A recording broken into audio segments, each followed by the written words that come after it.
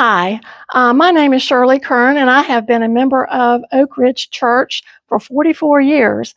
My husband and I lived in Summerfield, and we lived there for 40 years before we moved into town.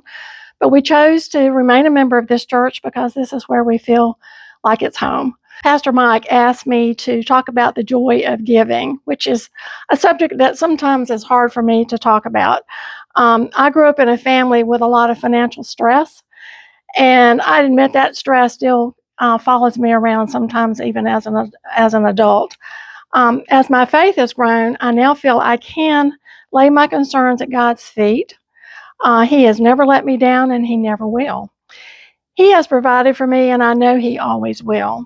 That said, I know I also have responsibilities in handling my financial affairs. For those who know me well, you know I can and will stretch a dollar as far as it possibly can go.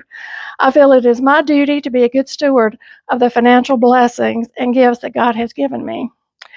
It's impossible to be a joyful financial giver if you have nothing to give.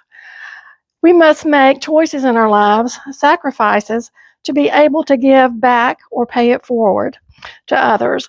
God's plan to send me to Guatemala and Africa opened my eyes to extreme poverty. It's not a pretty picture.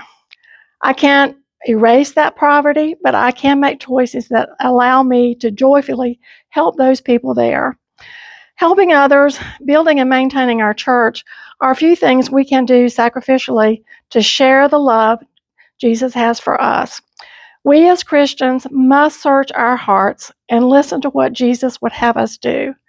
After all, He gave everything for us. What are we willing to give back through and to Him with a joyful heart?